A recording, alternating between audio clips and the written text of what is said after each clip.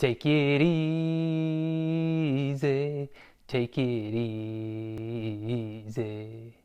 Don't let the sound of your own wheels make you crazy. So today I want to talk about a book that I've read recently that has really changed my entire outlook when it comes to running. And that book is called 80-20 Running, and it's written by Matt Fitzgerald, who you may remember, if you listen to the podcast, was on the podcast a few months ago in episode 160. And the moral of the story of the book and of the conversation that we had is that if you want to get faster as a runner, which is definitely a goal of mine and it may be a goal of yours, one of the best things that you can do is to slow down in the majority of your training. Now, I know that that seems counterintuitive, that how is running slower going to help you get faster? And it's outlined in many, many examples in the book. And basically, every elite competitive runner in the world does that. They do the bulk of their training, almost 80% of it, at a very easy pace and only do about 20% of it hard. So there's plenty of evidence that this works. But here are kind of the three biggest reasons that stand out to me that has convinced me that I need to slow down more, and that the people that I work with, the coaching clients that I have, that I need to convince them to slow down as well. So the first thing is probably the most obvious, and that is the decreased injury risk.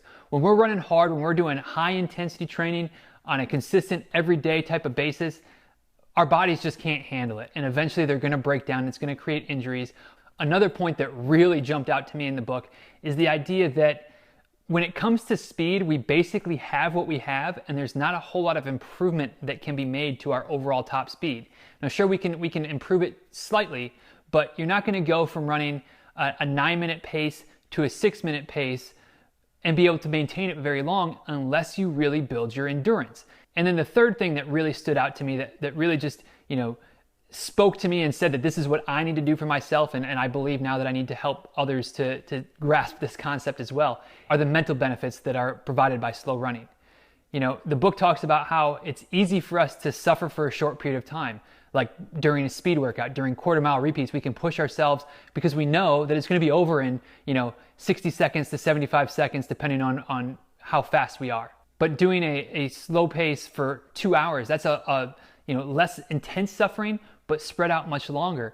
And during a race, especially a longer race like a half marathon or a marathon, by building up that mental resistance to fatigue, that mental resistance to the amount of suffering that it takes to maintain your race pace for the entire race, you're able to push harder in the later stages of the race and not falter, not give up as quickly. And so if there's anything that you can take away from my experience reading 80-20 Running, is that slowing down is good for you. Slowing down is going to make you faster in the long term, and ultimately slowing down is going to allow you to keep running for the long term because it's going to decrease your risk of injury so dramatically. So if you haven't read the book yet, check it out. There's a link here. It'll take you to Amazon. It's an affiliate link, which means that if you buy the book, I get a couple of cents thrown my way. But whether you buy it from that link or not, check out the book. It's well worth your time. It's an easy read. And if you're not convinced that 80-20 running is right for you, then let's talk, and I'll see if I can explain it in a way that might make it a little bit easier for you to understand. And if you're still not convinced, you don't have to try it.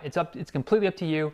But I'm a believer now, and I think that for most people, if you read the book, you'll be a believer as well. Well, I'm running down the road trying to loosen my load, got a world of troubles on my mind.